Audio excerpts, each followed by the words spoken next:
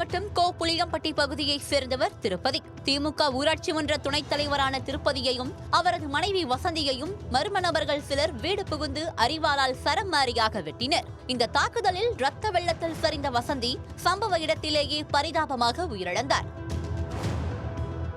படுகாயமடைந்த திருப்பதி தருமபுரி அரசு மருத்துவமனையில் சிகிச்சை பெற்று வருகிறார். இந்த சம்பவம் குறித்து வெளியான முதற்கட்ட தகவலில் நிலத்தகராறு காரணமாக இந்த கொலை நடந்திருக்கலாம் என சொல்லப்பட்டது.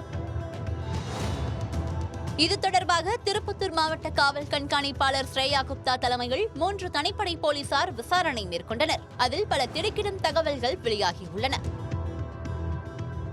அதாவது, திருப்பதியின் மனைவி வசந்திக்கு தங்கை ஒருவர் இருக்கிறார். இவருக்கு திருமணமாகி வாணியம்பாடியில் குடும்பத்துடன் வசித்து வந்துள்ளார். ஆனால் இவரது கணவர் மாற்றுத்திறனாளி என்பதால் இதனை தனக்கு சாதகமாக பயன்படுத்தியுள்ளார் திருப்பதி.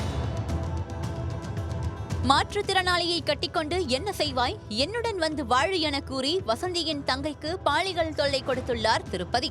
ஒரு கட்டத்தில் திருப்பதியின் டார்ச்சர் எல்லை மீறி போகவே இந்த கொடுமையை தனது மகன் ரேணுவிடம் கூறியுள்ளார் அவர்.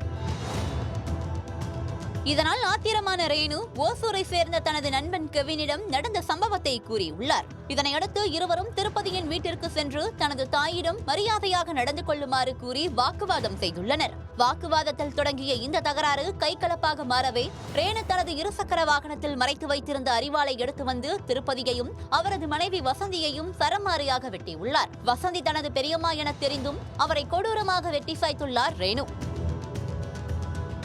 அதன் பின்னர் இருவரும் ஓசூருக்கு தப்பி சென்றுள்ளனர். ஆனாலும் சிசிடிவி காட்சிகளை வைத்து ரேணுவையும் அவனது கூட்டாளி கெவினையும் போலீசார் கைது செய்துள்ளனர். தாய்க்கு பாலியல் தொல்லை கொடுத்ததை தாங்க முடியாமல் மகன் வெறிச்சைகளில் ஈடுபட்டுள்ளது அப்பகுதி மக்களை அதிர்ச்சியில் ஆழ்த்தியுள்ளது.